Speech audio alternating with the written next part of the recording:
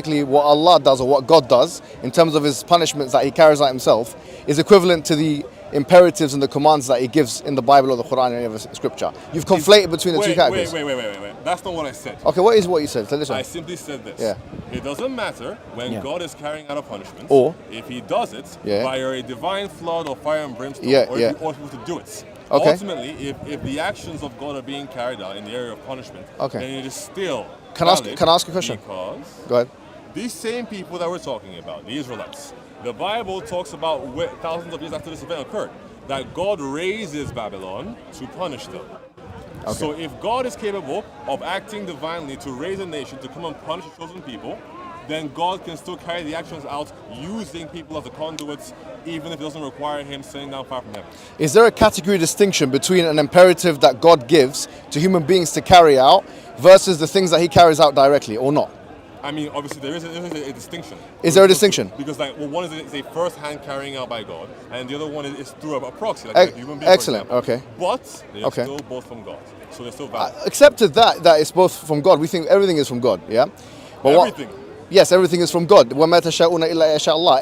don't will except that God wills, right? So we do believe that everything goes back to the will of God. That's why we say inshallah, mashallah, all those words, meaning the will of God is always in everything, right? We do agree with that. However, pardon? Yes, everything is good and the bad, right? Oh, okay. Yeah, we believe that everything goes back to the will of God. Nothing happens except through the will of God. That's not something which that's not a problem, because that's something which Christians also accept. In fact, especially if you go into the Calvinist school of thought, it's even more pronounced.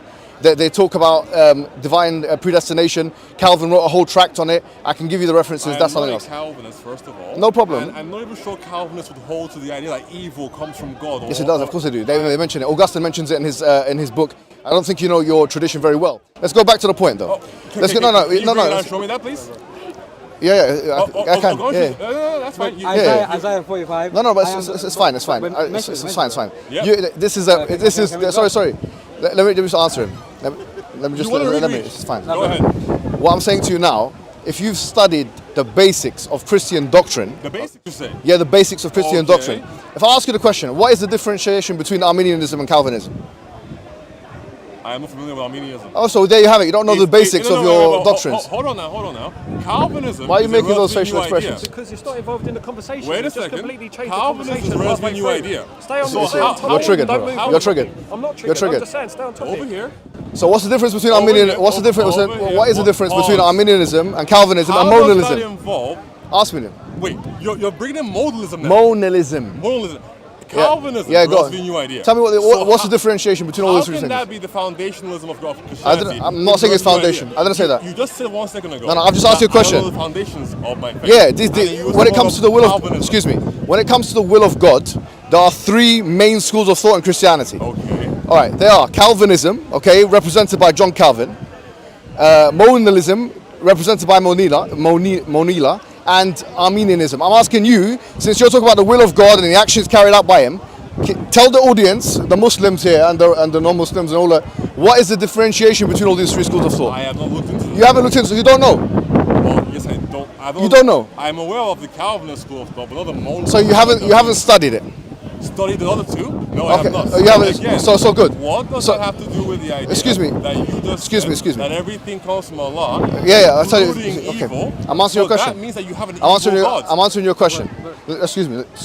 Let me finish this. Let me answer your question. I just want to read this. No, please. Let me speak to him now. Yeah? Let me finish. Well, I mean, excuse me. You jump in because I know you do wanna circumnavigate these questions. If I were you, I'd want to do the same thing. If I were you, I'd want to do the same thing. You were there talking to him when he was speaking. No, but he was welcoming it. No, I don't need to. I'm going to cite one verse and I'm leaving. Go on. Go ahead.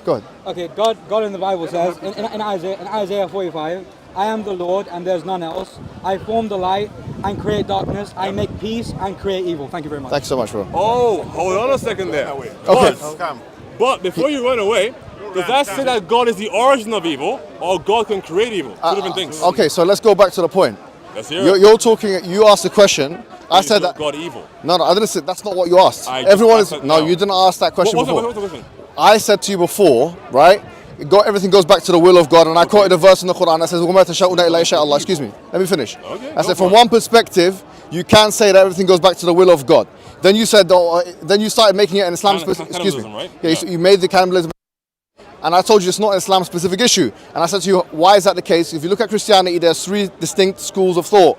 Okay, and these 3 schools there's of probably more, but okay, sure. No, there are, of course there's more, but these are the 3 main ones that scholars speak about in the academy, for example, right? There's 3 distinct schools of thought: Calvinism, Monalism, and Arminianism. And in Islam, because again, we're talking about Islam. You Okay. said everything goes back to Allah. Yeah, I okay. asked you, does cannibalism go back to Allah? Yeah, And okay. you said yes. We're saying in one sense it does, and so is in Calvinism the same thing applies. In Arminianism, look, you have to understand that in Monalism it does as well. So you're going to answer a question. So look, this is you don't understand. The problem is this: is that the issue is I'm speaking to a Christian and he doesn't even know his own religion. Again, that's the issue. I'm asking you, look, is Allah evil? No, Because we don't believe Allah is you evil. said Allah is the not good evil. and the Excuse me, evil go comes back to from Allah. yeah, it comes back. So if Allah is Yeah. the origin of good and evil, Okay, excuse is me. he good? Let me answer your question, right? Since you don't know what you're talking about, let me answer your question. Okay, well, So, all right, you excellent. Said, you said the origin. Since you don't know what Maybe you're use talking better about, words, since you or don't, more specific. okay, you don't know what you're talking about. Okay. So let me just try to Did you excuse me. just now? No, I didn't. Okay. Do you want to listen? Just to confirm. Do you want to listen? Because you're uneducated, clearly. He's uneducated. Look, you're good and look, evil. Come would you from like Allah. me Is to that answer? correct? Yeah, we believe that. Awesome. Okay. Can I? So Allah is. What good, is this? correct? What is this? It's a monologue. Allah is good. Why are you afraid? Are you triggered? Hold on. Are you afraid Allah that is good, correct? he doesn't want me to talk? No. It's clear that he doesn't want me to talk. Allah is good, correct? Do you want to time it? Because he's the Do you want to time it? origin Do you want to time it? What do you guys want? Timing or not? Yeah, time it. If you say your thing, I say my thing. If you can't have the conversation, Fair enough. Okay. What you want? I'll give you one more chance. If you can't handle it, we'll do a time. If you want time, that's fine. We'll do one more chance, and if you can't speak properly, and let me speak and then finish, and I'll let you speak and finish. First. Again, is Go ahead. Allah good? Yes, we believe Allah is Because good. He's the origin of goodness. Yeah, correct? no. Okay, You'll ask another question why is now. Allah good? We believe goodness is one of the intrinsic attributes of God. He's Al-Bar. We believe that. Awesome. Good. Now, evil comes from this goodness, correct? No, we don't believe that. But you just said that. No, I didn't just say that. Let me You explain. said that. Let me explain what Okay, evil is. Go ahead. There's something called theodicy. Do you know what theodicy is? Not familiar. Not familiar. This is the problem. I'm speaking. Excuse me. Wait. Let me finish. So Let me all you finish. can do Let me is finish. just quote a Let me scripture. finish. No, let me finish. Okay, Let me okay. finish. That's Let me fine. let me We can finish. play this game. Let me finish. We can play this game. The problem is All right. this. The problem is I'm speaking to a person who has not fine. studied his own religion, has not studied the academic material on the Okay. topic. Theodicy are theories relating to evil and sovereignty and the will of God. Now let me tell you something, right? Theories of evil in religion. Augustine has written. Islam. No, it's not in Islam. Islam. I asked you an Islamic question. Yeah, I know. And you're not quoting I'm Augustine. explaining to you something. Augustine, in case you didn't know, is not an Islamic scholar. So yeah, carry on. Are you okay? Islam. Are you okay? Islam. Are you okay? Are you okay? Are you okay? I'm waiting. Are you okay? Right? Because if you ask a question about the Bible, I'm not going to quote Allah for you. What is Augustine's view on theodicy Again.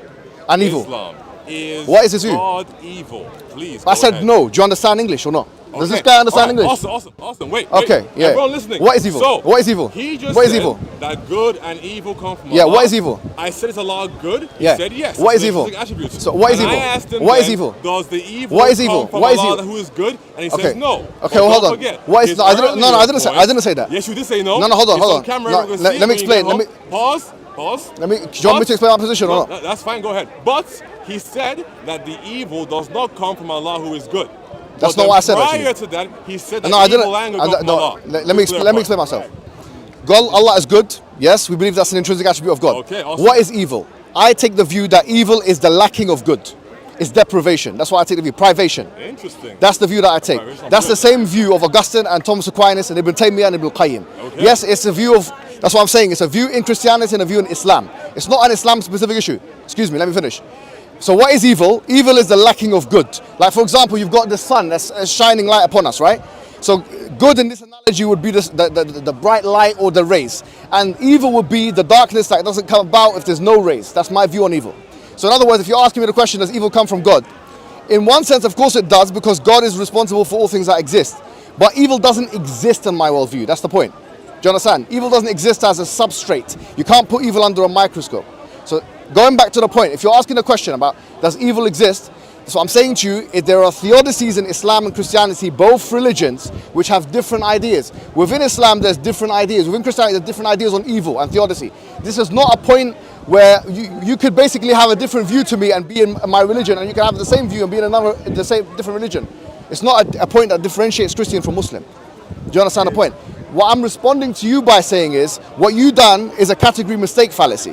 What you done when you were talking to the other guy was you're saying that it's the same if God carries out a punishment himself as it is if he commands it. I'm saying no, that's not. That's a category mistake fallacy. You are able to see and demarcate and distinguish between the two categories. If God tells me to go and not eat pork, for example, or not have sexual intercourse before marriage, that's a command. Do you understand? Whereas if he drowns people because they were disobedient, that's him carrying out judgment. I see a differentiation. Yes, both of them go back to the will of God. Why can't God carry out judgment using people? Explain that for us. What do you mean, why can't God? Why can God not carry out judgment using people in the way he does using a flood or fire from heaven? No, I'm not saying he doesn't. And that's my point. And I accept that point. I accept that point. I accept that point. God carrying no, I accept that point. You made a good point there. All you're saying is, from one perspective, everything goes back to the will of God. I'm saying, yeah, I accept that. Well, that's not what I'm saying. So no, but that's what you should be saying, because that's a more coherent way of saying it. No, because then there are issues with that. So that's what I'm saying. Everything goes back to the will of God. How's that issues with that? That's something consensus in Christianity and Islam. I don't know if we would frame it that way. So you don't think everything goes back to the Christian, the will of God? When you say will of God, define what you mean by will of God. Are you speaking about God's desire? Or God's purveyance over all creation? What are you talking about? When I say will of God, when I say will, I'm talking about the ability to choose A over B. I'm talking about the choice of God. I'm talking about the permission of God. That's what I'm talking about. Okay. So again, God's purveyance over all creation? No, not necessarily. That's something else. I'm talking about the will of God. God can decide A over B. God can decide this or that. That's what God can decide. That tree can be green, it can be blue. That's the will of God. It's the will of God. It's in accordance with the will of God that the tree is green. It's not accordance with the will of God that it's blue. It's not blue. So let's say. So nothing can be, as my postulation, nothing can be except through the will of God. That's my view, and that's the view of the vast majority of Christian scholars and the vast majority of Jewish scholars and vast majority of theists, generally speaking. So that's fine. Instead of creation, sure, we can see that God. So what's the point here of this? However, when it comes to actions. Yes. Okay. What about actions? Are you going to say that? Well, this is not a Christian specific issue. That no action can be committed without the will of God. Yes. Ooh. But the difference I would say is this: is that and I would say when you say will, you're talking about providence here. No, desire. No action. God creates everything. Okay. We believe the Muslim position. Let me tell you. 1 second. Within Christianity, we use the will of God to mean a number of things, including what God desires. With respect, you don't know what Christian. With respect. Yeah, go on. For His creation and what God desires us to do. All right. And we use the will of God to encapsulate this idea. Okay. Now, can I respond to that? No. Okay, go ahead. When it comes to actions that human beings can carry out, slavery, rape, whatever the case may be. These things are against the will of God, and that it's not God's desire for us. Oh, I understand your point. However, I understand your point. If you want to use the word will to mean purveyance, as in no action can be committed without God allowing, permitting, or willing it to be so, that's also a little bit different. So we do have that distinction. We have something called irada shar'iyya. Now you do. Okay, no. I understand what you're saying, but we don't put it in the way. Look. We have something called irada shar'iyya and irada kawniyya, which is like you got the cosmological will and you have the legislative will. Do you understand? I've heard about this recently. Okay, so this is the cosmological will is what God allows to happen in the universe. Okay. Whereas the shar'i or legislative will is that God instructs people to do, and as a result of Him instructing people to do that thing, they either do it or not with their free will. Now, as I say, we believe in free will. Me and you both believe in free will as a concept. Well, as a Muslim, it's a bit tricky, but sure. What do you mean as a Muslim it's tricky? What do you think as a Christian it isn't? No, because we. So why do you have three distinct schools of thought? People. No. Why do you have Arminianism and Modalism and Calvinism? Again, these are not like massive schools of thought. Yes, they are. They're not held to by the majority of Christians. What are you talking about? You don't even know what they are. These are small. What are they? Protestant sects. What? No, they're not. These are not. Okay, so for example, the schools you mentioned. Can you please tell me how many Christians globally hold the idea? We don't really know. Okay, is it the majority? Calvinism, in terms of Protestantism, it could be argued that the majority of Protestants are Calvinist. Could be argued. I don't know. Could be argued. But there's no survey that's been done. But what I do know is that there are institutes in America, like evangelical institutes, that do hold that position and teach it in their seminaries. Okay. Majority of them do. Again, this would not constitute the majority of. I don't know. I'm not saying I don't have a sociological study. Do you have it? But it's one of in the academy. Excuse me. In the academy, Calvinism is one of the biggest and most defended positions. Clearly, 100%. Again, I am not certain on that. I haven't done it on a survey. William Lane Craig has a